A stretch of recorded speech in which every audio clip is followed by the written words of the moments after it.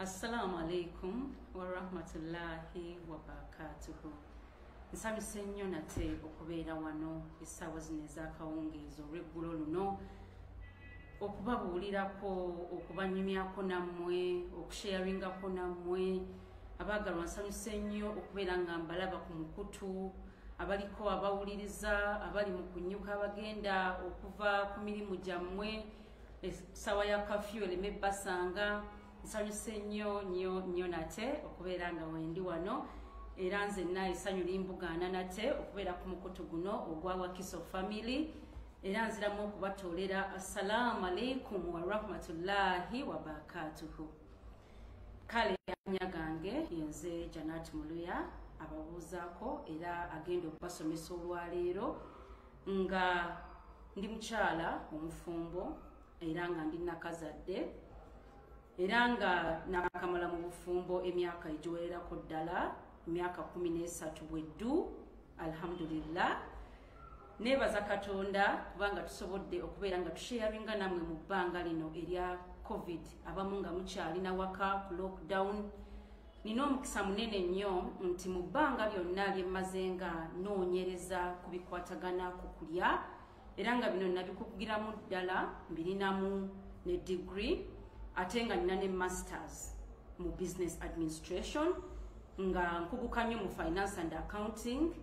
Wabula nga ate ku ludda lw'ebyobulamu nina okwagala kungi nnyo okubeera nga noonyereza obutakoma, okugabana n'abantu bange, okukwata ku bantu nemmanya nti omuntu mubuulidde engeri gy'ayinza okubeerawo, ate nga weewaawo omuntu bw'oba omubuulidde n'amanya kisobokera ddala era nga kikakasiddwa nnyo nti kitaasa endwadde 99 ku 100 singa omuntu obeera weeyisizza mu neeyisa entuufu ey'okulya mu butuufu bwalyo. Ekyamazima g'amalwaliro twandigalekedde accidenti n'okubeera nti omukyala aba alina okuzaala, naye nga endwadde 9 ku 100 ezisinga obungi zireetebwa olw'enneeyisa yaffe. Ffe nga Wakiso Family ne .net Hub twasazeewo okubatuukirira ku mitimbagano, okubannyonnyolangako kuba tetukyayinza kutuuka kubabuulira mu dduwa eWakiso nga bwe twabeeranga. Programu zaffe zitambule era zeeyongere mu maaso okusobozesa abantu okutuukibwako. Kwegayiridde nnyo gwe atandise sharinga, likinga, yita ku munno mukubire ku ssimu ateekemu linki eyo. Amawulire gengenda okusumulula gookya nnyo ate nga ngenda gasumululanga buli wiiki. Mulina omukisa gw'amaanyi nnyo by the way okunfuna. I have a lot of knowledge, nina okumanya kungi nnyo nange nkimanyi ate nga byenjogera mbikakasa era nga mbikozeeko research ate nga bikola. Ekyamazima twetaaga okumanya tulya tutya, tunywa tutya, tulyaki, lwaki wano wannuma, omwana wange lwaki ali bwati, lwaki sikini eri bweti. Ebintu ebisinga singa oba otegedde tokoowa kumanya. Janat wendi, amasimu gajja kubeerawo, line zijja kuba open, musobola okunkubirangako, musobola okumbuuzaako, era nga ali mukama waffe Sheikh Kawere Muhammad musobola omubuuza wa ew'okutusisinkana singa oba wandyagadde okubeera nga ombuuza muntu ku buntu, kye tuyita person to person talk. Mansobolera ddala okuyamba. Nina kampani ya wellness era nga tufuba nnyo okulaba nga tubuulira abantu ebya lifestyle, engeri gy'olina okweyisaamu okubeera omulamu biidhinillah. Tutandika n'okutunuulira embeera gye tuwangaaliramu. Ekyamazima kiri nti abantu bangi kyemmanya bamuwuliddeko ku kye tuyita ekigambo toxin n'ekigambo kye tuyita detoxify. Abamu ne weebuuza tunaakoma ddi okumala obutwa mu mubiri? Ye obutwa kyeki? Toxin bwe butwa, ate nga detoxify kwe kubeera ng'omuntu ojja obutwa mu mubiri gwo. Toxins nyingi nnyo mu bulamu bwe tuwangaaliramu. Toxins ezimu tuzissa mu mikka nga bwe tutambula. Toxins endala tuzirya mu mmere gye tulowooza nti nnungi, ate toxins endala tuzinywera mu mazzi. Era nga ebiseera ebisinga endya yaffe naddala ffe bamaama abategekera abaana ebyokulya n'abaami twekanga nga bw'oba tofumbye emmere nnyo ate obeera obawadde gy'otategedde gwe ng'olowooza nti bakkuse kumbe tebafunyeemu. Ebyo byonna tubitunuulira mu puroguramu yaffe eno egenda okubeerangawo buli wiiki, buli lwakuna. Beerako ne munno gw'okoonako, owulirize, ogabane, otegeeze, like, subscribe and share. Ke kagambo akaliwo era ke kakozesebwa ensangi zino. Kale ne tubeeranga tujja kutambulira awo mu biki ebiva mu kulya obubi.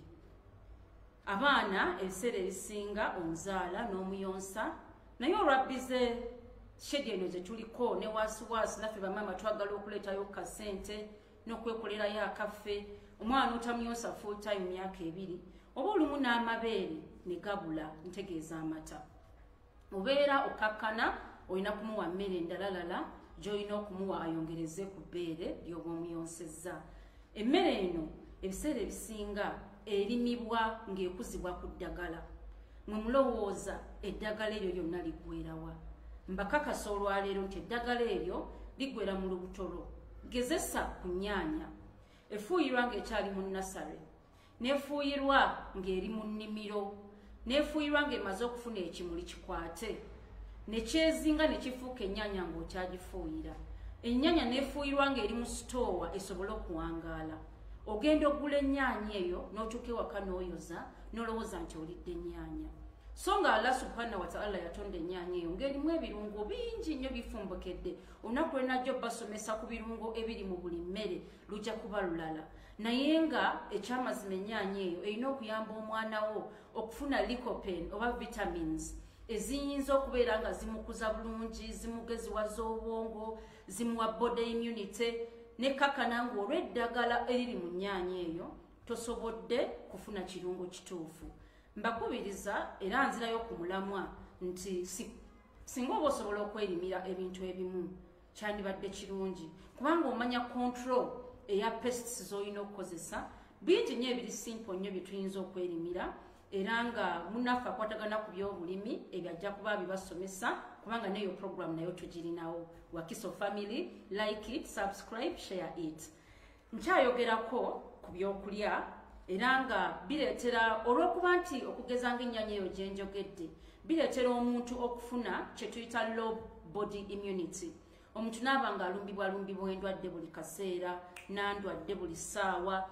Omwana n'atuuka okusoma nasali nga tayinza kusitula lulimi lwe kusoma, ng'abamu basomera ku pace esinga bannaabwe. Ekintu ekyo omuzungu akiyita dyslexia, inability to read, era nga kiva ku kubeera nti omuntu aba alisiddwa bubi. Entegeera y'abaana, Allah subhanahu wa ta'ala atuwa ffenna amagezi, naye wekanga ng'abamu tebategedde wamu nga balala. Ekyamazima wabeerawo ekyamisinga mu kuliisibwa. Era nze nzijukira edda taata wange awumule mirembe yankuza ampa omutwe gw'ekyennyanja nga ŋŋamba nti njagala nnyo obeere mugezi. Yali mwami mugezi nnyo era nga w'amaanyi nnyo mu kubeera nti ye ebyennyanja ebibe yabyerundiranga. Ekyamazima kati nkizuula kati nti ekyennyanja naddala empuuta, naddala obufuuta obutono bwe tuyita mukene obw'ennyanja obutono, oba ebyennyanja ebiyitibwa sardines tebirimu wano, bibeera mu nnyanja nnene semayanja. Bina amasavu ag'enjawulo ennyo agakwatagana ku omega agayinza okubeera nga gagaziwaza omwana wo insha Allah, kubanga teri Allah kyatamanyi ate n'edduwa teri kizitayinza kukyusa.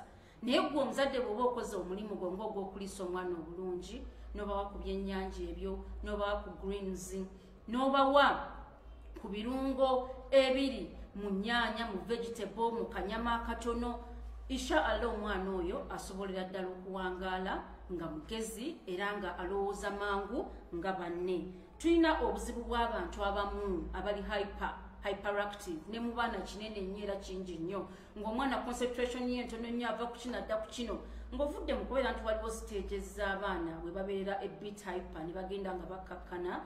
Waliwo kyamaanyi nnyo ekiyinza okwadressinga mu byokulya ekizibu ekyo, era ne kibeera nga kitereerera ddala biidhinillah. There are so many related challenges nga ziva mu kubeera nti tulya bubi. Ngenda kubalagako ku kye tuyita health pyramid. Akantu ako kakoleddwako research y'amaanyi ddala. Era nga health pyramid eno eringa bw'olaba triangle. Triangle eno etandikira ddala wansi nga nnene n'egenda ng'ekogga n'efuuka point waggulu. Triangle eno erina layers, nga layer esooka yakubeera nti erina kye tuyita exercise, okudduka ennyo, okubeera nti omuntu anywa nnyo amazzi. Omuntu omukulu yenna at least olina okufuba okulaba ng'omubiri gwo onywa giraasi 8 ez'amazzi. Naye bameka abazinywa wano? Oyinza okuŋŋamba nti okunywa amazzi kizibu kyo kizibu era si kyangu. Abasinga obungi kibalema. Nebaza Katonda nti kinyanguyira. Amazzi gano 8 ku 10 omubiri gwo guli mu mazzi. Era nga omubiri gwo guba gusaanira ddala okubeera nga gunywa amazzi ago gennyini gwe twogedde giraasi ezitaka wansi wa 8. Oganywa otya? Osobola okukeera ku makya wakazuukuka tonnaba kusaala saa 11:30. Nywayo egiraasi y'amazzi bwe gaba gakkalubirira agabuguma. Teekamu ku ka spice. Tulina spices nnyingi eziri healthy. Tukyanguya nnyo nga tutaddemu ku bu spices naddala abakalubizibwa okunywa amazzi. Ka spice njogera ka lemon eyo oba ennimu olunaku lwayo olw'okugyogerako nalwo weeruli oba essaawa yaayo, naye nga nayo ejjudde ebirungo bingi nnyo. Era ndowooza mu kiseera kino ekya corona ekya covid mulabye nnyo ng'abantu babagamba okunywa ennimu eyo olw'ebirungo ebigirimu n'engeri gyegoba obutwa mu system. Eyamba nnyo okubeera ng'etambuza amazzi ago, ate era bw'ogisalaasala n'ogiteeka mu mazzi n'oginywako efuula omubiri gwo okubeera nga gukendeeza amaanyi g'obutwa oba omuzungu kyayita acidic levels ne zibeera nga zikkakkana. Amazzi ago bw'oba ng'omaze okuganywa ku makya, katugeze giraasi zo 2 ozikubyeyo mu ssaawa awo nga 4, osobola ddala okunywayo amazzi amalala. Singa kiba kisoboka maintaining amazzi agabuguma. Tuviire ddala ku mazzi agannyogoga olw'ensonga nti amazzi agannyogoga galwaza omubiri gwo, gakonzibya omubiri gwo.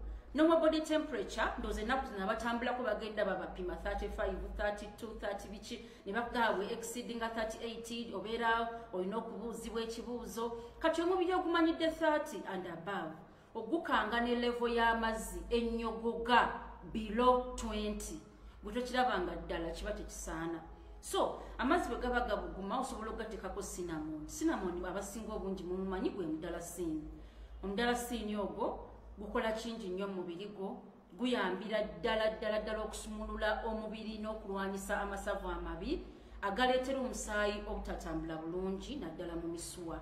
Emisuwa egyo abasinga abamu mukimanyi abamu temukimanyi giringa pipe y'amazzi nti buli lw'ogiteekamu ebimeremere ekwata omuzungu kyayita bad cholesterol era nga ablockingira ddala omusaayi ne gugaana okutambuza amasavu. Amazzi ndowooza akantu ako mukalengera ke tuyita health pyramid nga nkyayogera ku ky'amazzi nti gy'okoma okunywa amazzi ndowooza yange skin mugiraba eri natural simply because I take water. Mashallah. Naye nga ekyamazima kiri nti ffe abatayagala kukaddiwa kumera mangu nkanyanya kufuna skin ziriko bikalakampa, alhamdulillah nywa amazzi Allah yagatuwa era yagatuweera bwereere. Ate tumanyirira nnyo okutuula mu biseera bino eby'omuggalo. Okutuula okwo n'omukulembeze w'eggwanga yatukubiriza nnyo okubeera nga tukola edduyiro exercise. Ne bw'obeera wako okolerawo exercise weetale omaze okusaala ku makya magarib toddawo okwebakirawo immediately kuba tolina byakukola. Olina okutambula wakiri weetooloola ennyumba emirundi 5, wakiri beerako nekyokola ne bw'obeera mwami abaami naddala. Beerako ne woogenda, beerako n'ekintu ekikufuulako active. Abakola abasinga obungi abamu bagenda okukola ng'otudde, osiiba otudde, okomawo otudde, n'okwakkana nga exercise okolera ddala ntono okusinziira ku piramidi eyo. Ekyokubiri ekyambusa waggulu ku piramidi eyo bye bibala, greens and vegetables. fruits, greens and vegetables are so important mu mubiri gwo. Era nga singa oba wegerera n'omanya nti wiiki eno kangezeeko nnyo okufuba okulaba nti nywa greens zokka.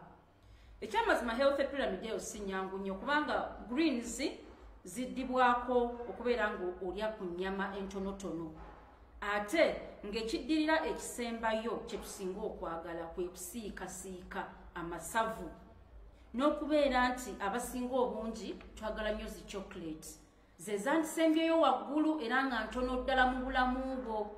Chocolate, ice cream, cheese, ebyo byonna byebintu ebirina okusembayo waggulu mu katriangle kaffe, naye ate abasinga obungi bye tukulembeza. Okulya okulungi si kwangu n'akamu, naye mbakubiriza nti olina okwebeereramu ng'enjogera eriwo. Wiiki eno oyinza okukemebwa muno yakuyise ku mukolo n'oyagala olye ku nnyama ate ng'eggulo walidde ice cream, ebintu byonna byafumbye bisiike birye. Life you live once, that is what I always tell my people. You live once, birye, naye ng'olina okukijjukira n'ofunayo wiiki. Mukama mulungi nti waliwo ennaku eza sunna ezisiibibwa, olunaku olwa Monday n'olunaku olwokuna, ziweeyo zisiibenga, kubanga okusiiba okwo y'emu ku ngeri esingira ddala okugoba obutwa mu system. Ate ng'eno mu ddiini obeera okifunamu empeera. Ekyo kiraba otya Hajji? Nkwegayirira Hajji awuliriza, tandika okubeera ng'osiiba ennaku ezo mu wiiki, zikuyamba nnyo okuwummuza ku mubiri gwo. Era nzijukira waliwo omukwano gwange omu eyalina obuzibu ne kye tuyita digestion, nga ebbanga erisinga obungi abeera n'omukka mungi mu lubuto, abeera atawaanyizibwa, olubuto lubuyaana, teyeetegeera. Ne muganda y'omanyi determiningako osiibeyooko ennaku 2 zokka ng'osiiba, system tutegeere nti ewummuddemuuko. Yali determined mu biseera ebyasooka, okusiiba kwe kwali kuzibu nnyo, era nkulaga nti yaŋŋamba nga sisobola kubeerawo nga siridde.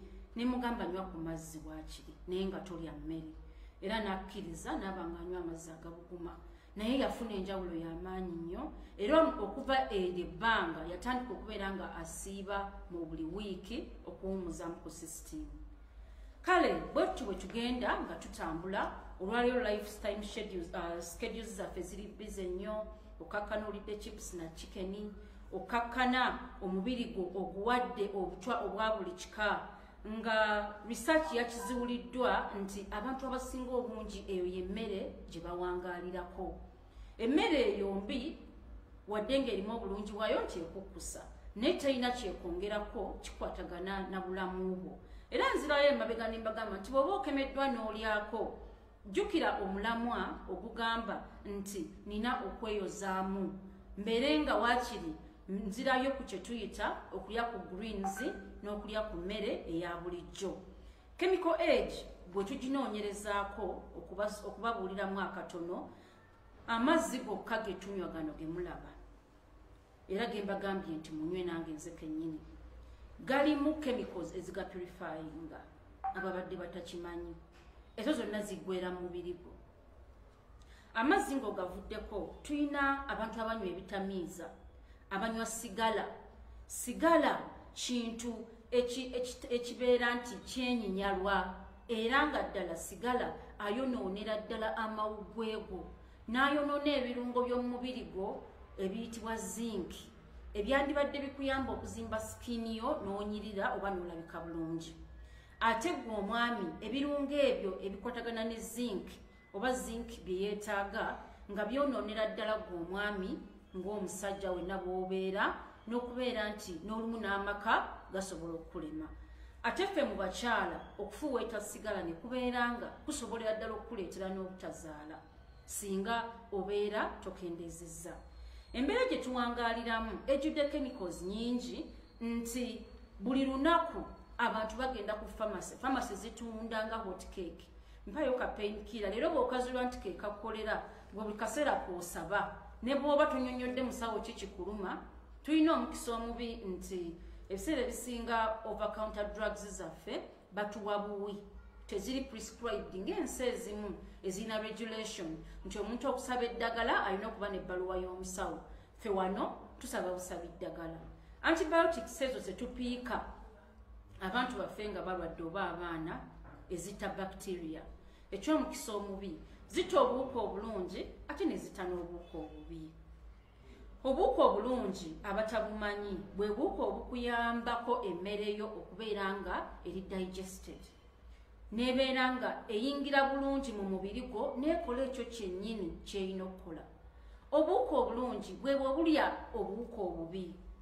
Bw'olya antibiotics oba bw'ozimira ennyo zikakkana ziridde buli kawuka akalungi n'akabi n'okakkana omubiri gwo guluzingidde ddala kye tuyita immunity. Nja kubabuulirako ku mbeera eriwo eya coronavirus katono. Ekyamazima coronavirus agwa mu bulamu bwaffe era ng'olwaleero twebaza gavumenti yaffe nti efubye nnyo okulaba ng'erwanyisa obulwadde obwo mu kutubeera nga batujjukiza, batubuulira, batubeera nga batujjukiza buli kaseera era nga Mukama mulungi nti tewaliiwo yafudde coronavirus. Naye weechekinga nga ggwe ddala coronavirus omwekuuma. Tulina kwebeereramu, tetugenda kubeerawo buli kaseera nga batujjukiza nti naaba ku ngalo. Tetugenda kubeerawo nga batujjukiza nti teweekwata nnyo mu feesi naddala ng'oli mu bifo eby'olukale. Kubanga ojja okwatakwata ku mameeza, ku byuma, kati bwe weekwata mu feesi kyangu nnyo okusika akawuka. Olwaleero tulina abantu abalwadde 696 ng'abawonye Mukama mulungi alhamdulillah bali 204 era nga twebaza nnyo Allah olw'obukuumi bwe obutakoma. Coronavirus ono mbakubiriza nti mwangu nnyo okwewala. Bambi bw'obeera oyinamu ekifuba oba ssenyiga sigalako ewaka kubanga ayinza okuba ssenyiga wa bulijjo nga si corona, naye buli lw'omusiiga abantu abalala obeera obanafuya omubiri gwabwe nga singa ekirwadde ekya corona kiba kiyingiddewo kiba kyongerera ddala okubakwata mu bwangu. Ate olw'okuba nti ssenyiga y'emu ku sayini za corona oyo omubi oba COVID-19 tuba twewalira ddala okubeera mu bantu nga tumulina okusobola okutangira obulwadde okutambula. Gwe akolodde oba ayasimudde towekwata mu ngalo kugaana mu mwago wabula kozesa elbow oba akakokola olw'ensonga nti engalo ate zijja kukwata ewalala omulala wajja okukwata. Bambi tubeere abayonjo n'abanga buli kaseera fuba okulaba nga weebeereramu asobodde agenze mu bantu yambala mask osobole okubeera nga bw'oba oyogera gwe kennyini amalusu go tegakuba mulala. Ate naawe bw'obeera oli kumpi n'omuntu ng'ayogera gy'oli amalusu ge gaba tegakoonera direct ku nnyindo yo n'omumwa. Kale eyo y'embeera ya corona.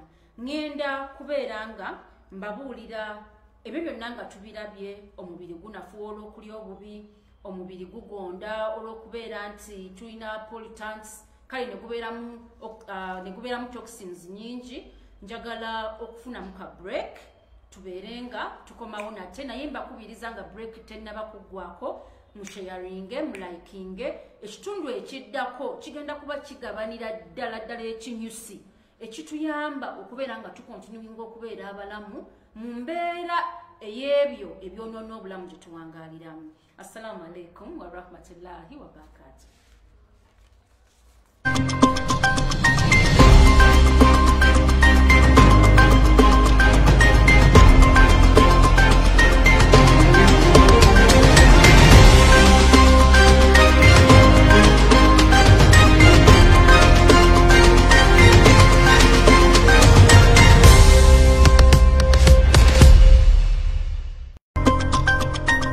In this generation and on, early digital literacy will have a huge impact on self-development and strategic intelligence. .NET Hub is cracking the future's code. Kids Who Code is a youth-based circuit program at .NET Hub. This is an initiative to help the kids begin their engineering journey, guiding them and activating their intuition abilities.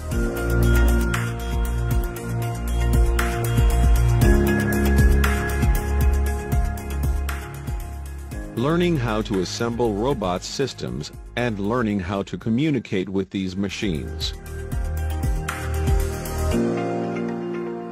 Learning coding is the only way to stay competitive in this emerging technology growth and global technology market.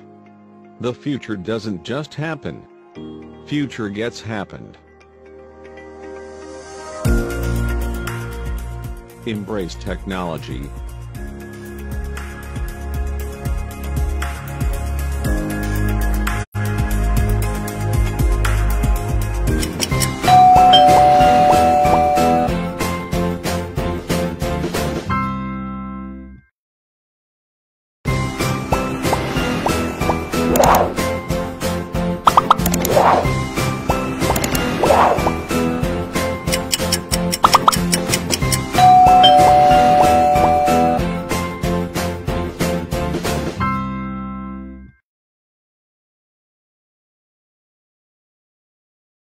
Nsanyuse nnyo nate okudda neebaza Allah subhanahu wa ta'ala atusobozesezza okubeera ku mukutu guno.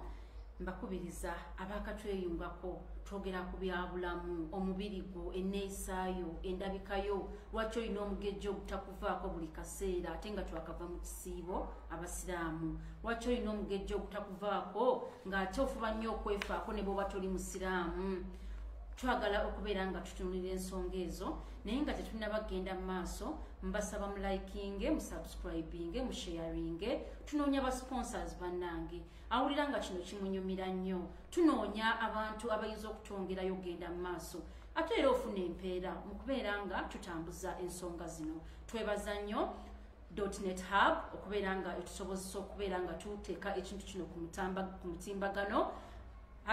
#Wakiso Family muginoonyeeko ne ku YouTube kwetuli. Ate era ne Sheikh Muhammad Kawere eyatandikawo Wakiso Family n'omulamwa oguyamba mu ngeri yonna, omuli okusaba edduwa, omuli okuyamba ku bantu abalemereddwa, omuli okubuulirira abantu, omuli okuyamba abantu nga bagenda okufumbirwa n'okuwasa, omuli okulima, okunnyonnyola okwa buli kika. Twegatteko, tuyungeko, beera naffe, tukwagala nnyo. Kale nga tugenda okweyongerayo ku kiki ekiyinza okuyamba okutangira endwadde n'okubeera ng'oli mulamu.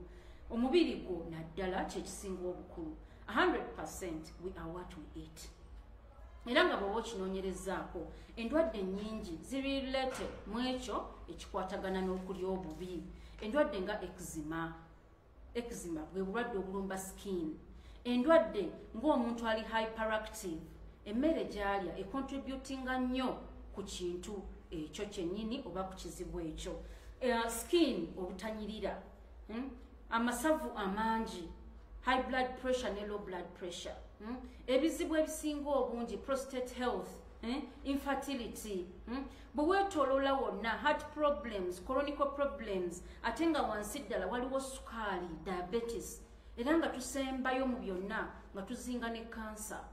Ekyamazima kansa gundi zonna ezisinga obungi, types za kansa zirelatinga nnyo ku bintu abantu bye balya, ng'ovudde mu kubeera nti waliwo ne kye tuyita kansa w'omusaayi oba ava mu kusikirana omusaayi gwe tuyinza okunoonyereza ne traits ng'abantu ekika ekyo kimufuna nnyo. Tekirina kubeera nga okitwala for granted mu kubanga jjajja wange yali jjajja wange, kojja wange yafoona kansa nange nja kufoona kansa. Nedda, naawe osobolera ddala lwampuliriza okubeera nga weechekinga biki by'olina okulya na biki by'olina okunywa.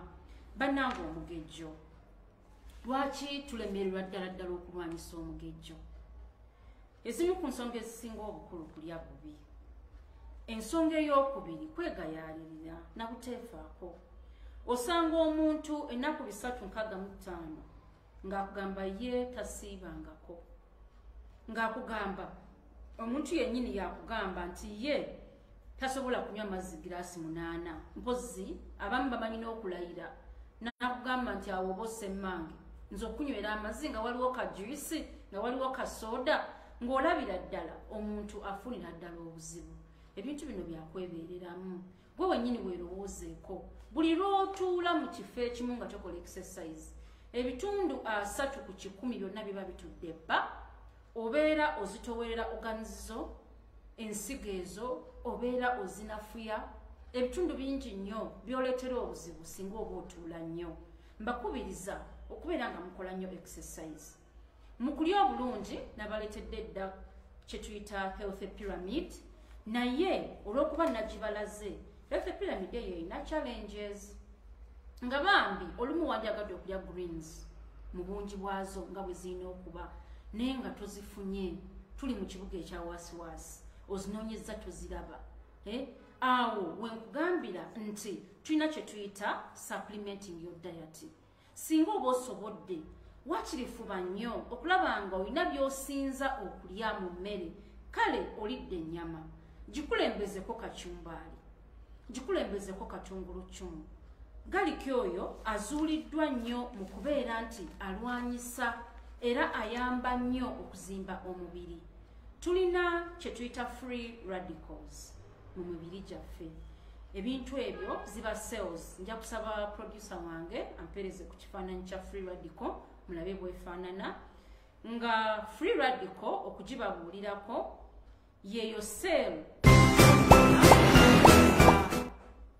teina atom, era nga free radicals ezo zibeera zezo zolabe ziringa zigzaga ezirumba cells ennamu ne zirya obutafaali obwo bwonna ne zibeera nga zibumalamu amaanyi ne zibufuula nti za butwa mu mubiri gwo. Buli free radicals bwe ziyitirira obungi mu mubiri gwo oba oyita bulwadde. Zinoonya ewanafu okugeza singa oba olidde nnyo emmere ey'amasavu zirumba mutima. Omutima tegwagalira ddala masavu mangi kubanga gwetaaga okusamba omusaayi oba okupampinga omusaayi nga gutambula bulungi ne gujjula mu mubiri gwo. Free radicals ezo bwe zigenda ku mutima ng'okkakkana ofuna heart problems, ng'olwala omutima, bebyo bw'owulira nti omutima guli mu mazzi, bebyo bw'owulira nti pressure yalinnye, bebyo by'owulira nti ayina cardio health problems oba ebizibu by'omutima oba ekisenge ekimu kinafu oba ekisenge ekimu si kinafu. Ebizibu ng'ebyo tuba tulina okufuba okulaba nga tubyewala, nga tulya emmere erimu greens ennyo ate nga evaamu amasavu amalungi agayitibwa omega agakubakuba amasavu amabi ne gagaasa omutima gwo ne guba nga guba mulamu. Free radicals ezo tulina omukisa omubi oba ate omulungi. Kale tuwangalira mu nsi, alhamdulillah Allah yatuwa ensi ennungi, naye ate ensi ejjudde pollutants. Nababudde nti emikka gye tussa omukka ng'ogwa sigala okugeza. Sigala olinga yamufuuye w'oli ayonoonera ddala ebirungo byonna ebirungi ebiri ku ggwe ate n'okusinga ye amufuuye. N'okkakkana nga bw'oba olina okudda eka olina okulya 40 mg of zinc okusobola okuzzaawo ebirungo bya zinc ebyononeddwa sigala. Naye olunaku lwaleero nkubuuza nti olya zinc yenkana ki? Omubiri gwo kye gwetaaga buli lunaku okirya? Zinc oyo ava mu mmere nnyingi nnyo ddala, naye ng'emmere n'abasinga bagibuusa amaaso. Emmere ey'ensujju nnungi nnyo ddala. Mbeegayiridde ku nsujju tobaako nakyosuula. Lya ebikoola, lya ebimuli busaleesale, obufumbe nga vegetable, obumuli bw'ensujju, lya ensujju yonna nga bwe yakula togijjaako kikuta, era lya obusigo bwayo.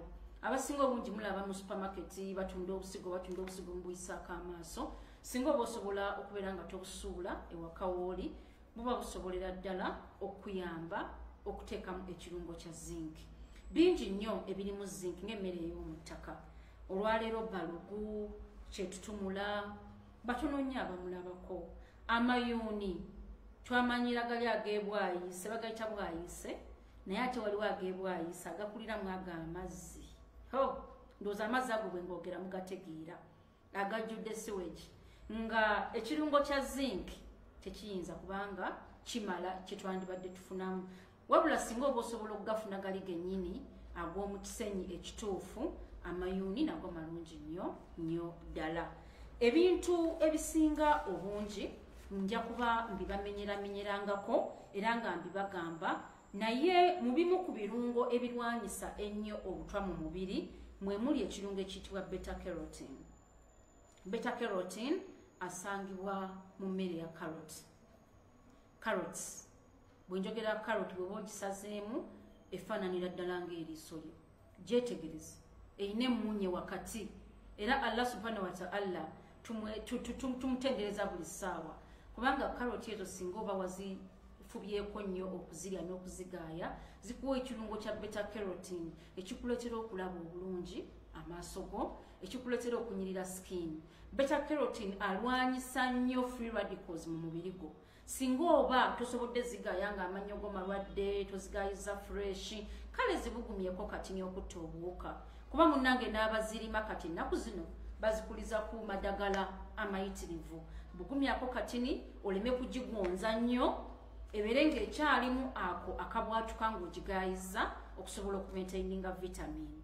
Abagikola nga juice mbeebaza nnyo naye temugisengejja mugikole nga smoothie juice abeere nga azitowa ng'ebyo byonna ebiri kungulu osobola obbirya. Tulina okumanya nti ebimera bino bye tuyita root tubers ebikulira mu ttaka nga tulya emmere yaabyo Allah yabikola ng'ekirungo kyabyo ekisinga obukulu kiba kungulu ku kakuta okusinga munda. Kati carrot bw'ogikalakata oba oyonoona. Mbakubiriza abakyala bannange ababeera mu biyungu ebiseera ebisinga n'abaami abasobodde tugule kye tuyita vegetable brush. Osobolera ddala okukola vegetable salad oba carrot ennungi n'enyirira nga togikalakase n'ogyoza bulungi nnyo mu mazzi nga mulimu ka vinegar akatta obuwuka ka vegetable brush ako kamalamu ddala ddala ettaka eribeeramu obusalesale obwa carrot n'osobola okulya carrot yo nga togigjeeko kirungo kya kungulu. Ate vegetables mbadde nkyayogera ku root tubers eza wansi. Ate vegetables Katonda ze yakola nga zeezinga nga cabbage ng'ennaanansi ekinyusi kyazo ekisingamu omulamwa kiri wakati mu mutima. Mwabali ennaanansi ne musuula ebiti ne mubiwa abaana ne mubiwa abantu be mutategeera nti gwe ly'ekiti oba omuwadde ekisinga obulungi era oba omuwadde ekirungo ky'ennaanansi yonna. Abasala cabbage ne mulekamu ekikaluba. Mbakubiriza olwaleero nti cabbage bw'oba osazeewo gigratinga nga nze bwe ngikola yonna gigratinge nga toggyeemu ng'ekyo ekiti kya wakati tokisazeemu olw'ensonga nti zaatondebwa ng'ekyawakati ekyo kyekirimu ekinyusi. Ndowooza ako kabayambye nnyo. Waliwo alina ekibuuzo asobolera ddala okubeera nga akuba amasimu era omulundi ogujja mujja kubeera nga muli free okubuuza byonna bye muba mwetaaga. Kale ne tweyongerayo ku vitamins eziyinza okubeera nga zirwanyisiza ddala carotenes free radicals. Tuvudde ku beta carotene asangibwa ne mu mpeke. Waliwo empeke ennungi ennyo z'oyinza okumira singa oba tosobodde kwenkanya mutindo kye tuyita supplementing. Naddala ng'olwedde olina ekizibu fe abatangira kyangu nnyo okulya carrot n'ekuyamba. Naye singa olwedde amaaso galiko ekifu, singa olwedde owulira onafuwanafuwa, singa olwedde enkanyanyazizze, singa olwedde olwalalwala, kisobokera ddala okubeera nga weetaaga empeke ezo ezibeeramu beta carotene okubeera ng'otereera. Tulina vitamin E. Vitamin E abasinga obungi mugimanyi nti erimu amasavu amalungi. Vitamin E tuziwa n'abaana nga babagema bakateeka wansi w'olulimi ne kaboostinga immunity era nga emmere ezisinga obungi ezivaamu vitamin E zoonooneka nnyo mu process ey'okubeera nga tuzifumba, ey'okubeera nga tuzirwisa mu fridge, ey'okubeera nga tetuzitereka bulungi. Kati nga vitamin A ebiseera ebisinga eri so available mu mpeke kyova olaba nga ne pharmacy zitunda nnyo vitamin E. Vitamin E ayamba nnyo ku skin. Vitamin E singa oba omufunye mu masavu ag'ebyennyanja mulungi nnyo nnyo ddala. Ebyennyanja ebyo mbiremerako nnyo kubanga birimu ebirungo bingi.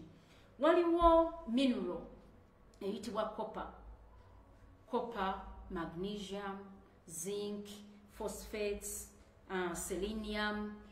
Ebirungo ebyo byonna they are called minerals. Wali okimanyi nti omubiri gwo tegukola minerals. Gwandikola vitamin naye tegukola minerals.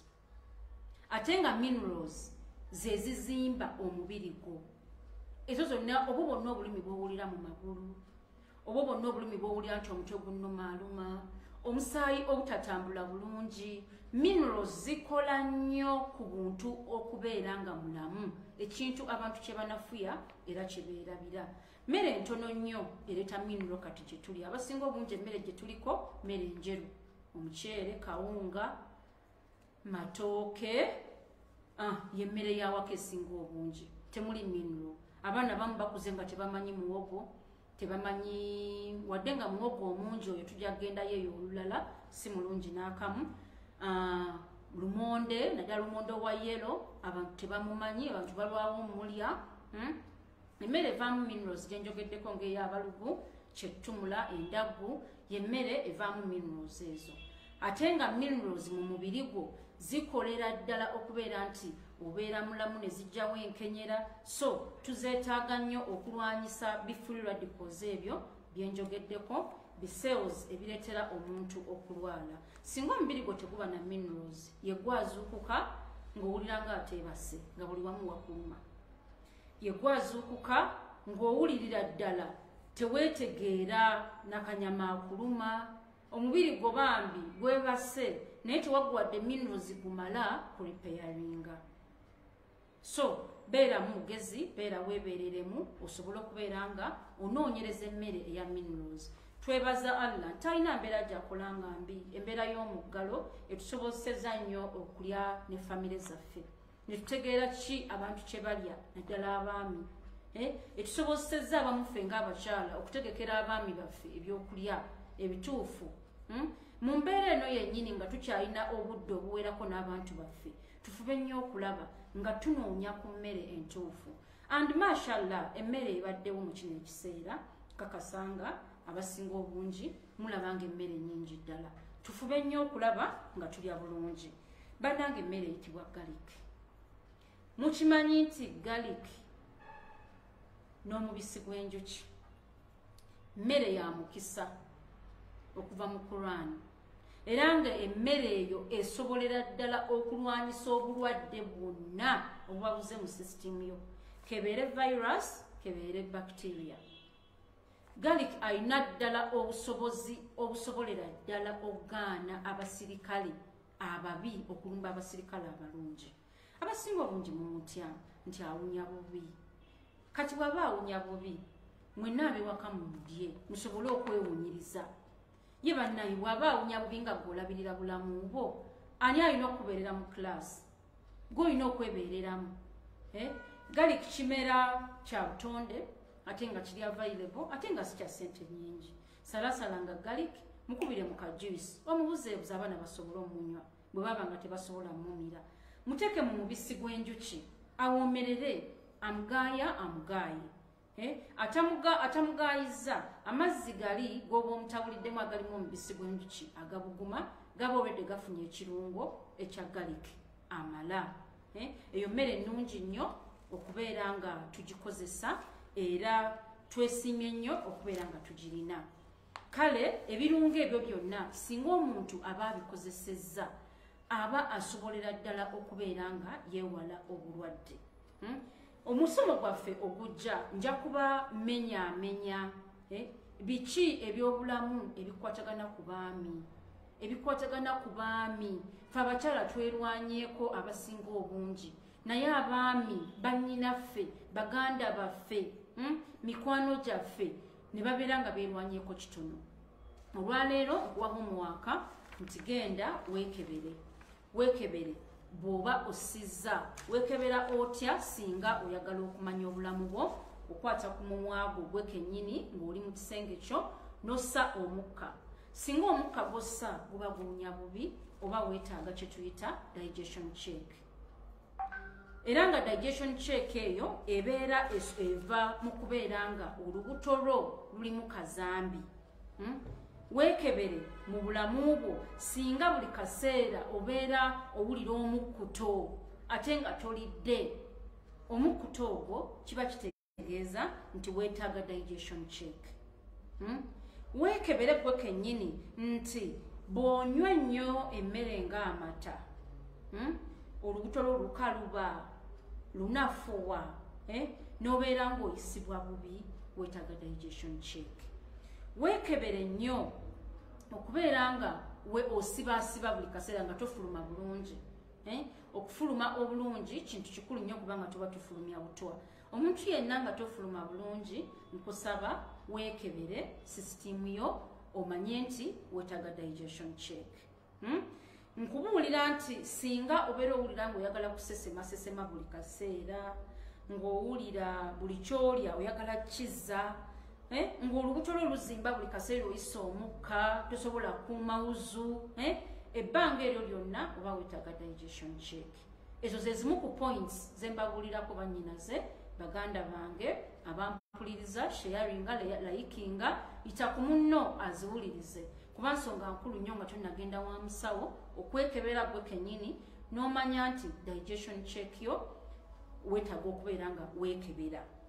Singa oba weebajjagala buli kaseera, nga weebajjagala n'okuzza obwenkulumo ng'embuzi, abantu bakikola nnyo, omuzungu kyayita belching, kibi nnyo nti digestion yo eba teri bulungi. Era solutions zonna tuzirina era tuzibawa.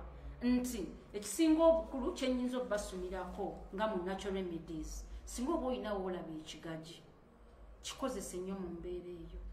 Abasinga obungi bagamba nti ekigaji kikaawa, naye mbakubiriza nti ekigaji ekyo tukikola mu ngeri ey'obutakaawa. Susako akaliba ak'okungulu n'akawansi, osigaze ebyo ebiringa eminyira, bikube bibeere nga juice. Okubibuzaabuza bikamuliremu kalemoni, obinyweko ne bonywayo akatini, omubiri gwe gwetaaga ekikaawa.